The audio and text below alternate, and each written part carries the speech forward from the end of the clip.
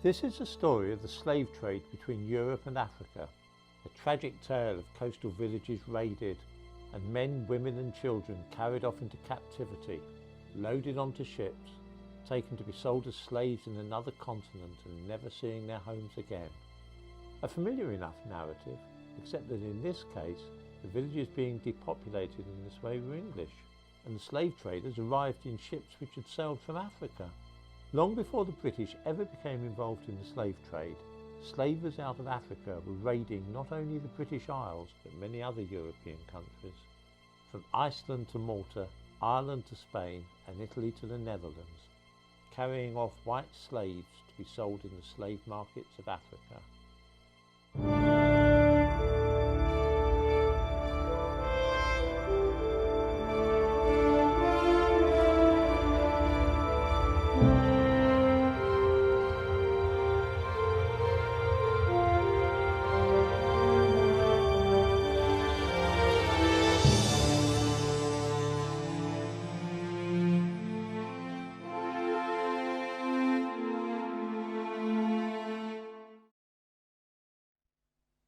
During the 1970s, the British held hundreds of political prisoners behind barbed wire without charge for years on end.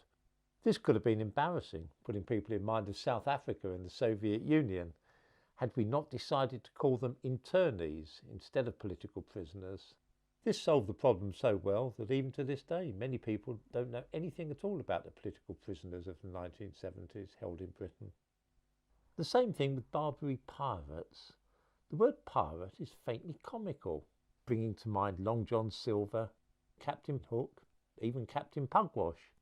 Pirates raised the skull and crossbones flag and hunted for treasure, didn't they? The Barbary pirates were actually after people, white Christians specifically, who could be sold as slaves in Muslim countries.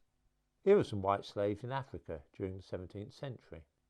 There was a very old tradition of slavery in Africa, long before the coming of Europeans. Black empires enslaved neighbouring nations, various tribes made slaves of outsiders, the Arabs took black people for slaves, and sometimes the other way round. Slavery was an old African tradition, and it is not to be wondered at that it flourished on what became known as the Barbary Coast. Of course, everybody knows about Europeans going to Africa and taking the people off into slavery. It's taught in schools. White slavery is not so well known.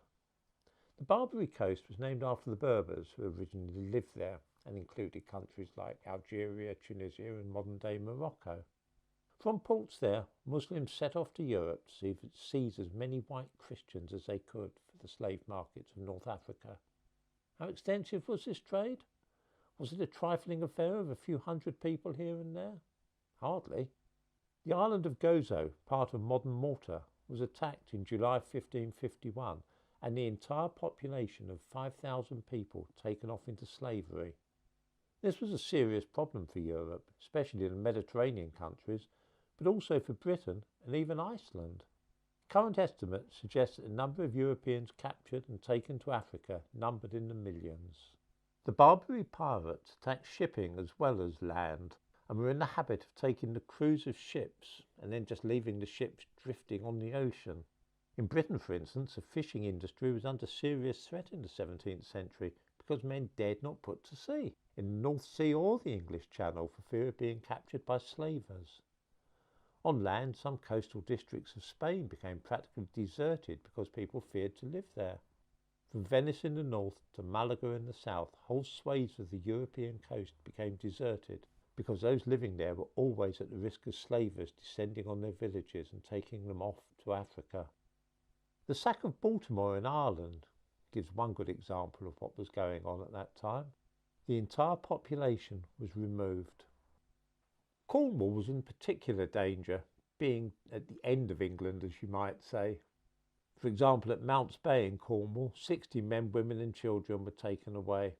In 1626, St Kevin was repeatedly attacked, and boats out of Looe, Penzance, Mousel and so on were all at risk of being seized by pirates. It was thought at the time that around 60 Barbary men-of-war ships were prowling the coast of Britain in the 17th century. Sir John Eliot, Vice Admiral of Devon declared that the seas around England seemed to be theirs. We think of Pirate Island as being in the Caribbean, but for a while the Isle of Lundy in the Bristol Channel was held by the Barbary pirates and used as their base. In 1645, another raid by Barbary pirates on the Cornish coast saw 240 men, women and children kidnapped. To keep the slave population stable, around 1/4 had to be replaced each year, which for the period from 1580 to 1680 meant around 8,500 new slaves each year, a total of 850,000 in the course of the century. According to one estimate, 7,000 English people were abducted between 1622 to 1644, many of them ship's crews and passengers. But the corsairs also landed on unguarded beaches, often at night, to snatch the unwary. This was a huge business. The Muslim world needed galley slaves, they needed labourers, they needed people to guard harems, all sorts of people, and they preferred to use Christians rather than Muslims for this. The rulers of the countries of North Africa were entitled to 1/8 of all the slaves captured, and these were used for public works. Cervantes, author of Don Quixote, was a slave in Africa for several years before being ransomed. This was another motive for the slave trade.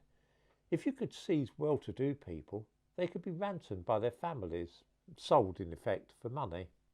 The rise of the British Navy was in part due to the efforts to combat the Barbary pirates' depredations on the shores of Britain. Samuel Pepys mentions this in his diary. He says, "I went to the Fleece Tavern to drink, and there we spent till 4 o'clock telling stories of Algiers and the manner of the life of slaves there. Captain Mootham and Mr. Dawes, who have both been slaves there, did make me fully acquainted with their condition, how they eat nothing but bread and water, how they are beat upon the soles of their feet and bellies at the liberty of their padron, how they are all night called into their master's quarters, and there they lie." The conditions of the white slaves in Africa were sometimes worse than those of the black slaves in the Caribbean and America. Some were routinely castrated to create eunuchs to guard harems. Others were kept as galley slaves, not setting foot ashore for years on end. The ill treatment of these slaves in Africa was a matter of great concern in Europe. How did it come to an end? Well, it's rather unfortunate. The British began to pay tribute to some of the North African countries in order to prevent the Barbary pirates from visiting their country and seizing their ships. It was guyed up under various terms, but effectively the British were paying not to be molested. This all came to an end for American ships with the American Revolution. They no longer enjoyed the protection that the British had, and so several American merchant ships were seized by pirates in the Mediterranean. This led directly to the founding of the American Navy. It was the Americans who finally put a stop to the efforts of the pirates. It was not until 1830, when France occupied the whole of Algeria, though, that the pirate trade finally came to an end. I think it's fair to say that not one person in 1,000 is aware of the fact that African slavers were raiding England for years, at least half a century before the English became involved in raiding Africa for their own slaves. This has been described as cultural amnesia. Images such as this one, black African slaves in the Caribbean, are routinely seen in school and during Black History Month. Images such as this, though, showing white slaves in Africa, are all but unknown. Slavery was endorsed by the Bible and Quran, practiced all over the world from ancient times in every continent. It has literally now become a matter, though, of black and white, for all forms of slavery have been forgotten, save that which involves white people enslaving black people. We have over the last few decades in this country been indoctrinated to see slavery as a wicked activity practiced by European colonialists, chiefly against the inhabitants of Africa. This false impression is taught in schools, and we are given annual top-ups every October during Black History Month. The truth is that at least half a century before England became involved in the capture of slaves in Africa, slave traders from Africa were carrying off people from England and taking them away to be slaves. History is always far more complex than the simple linear narrative that we learn at school.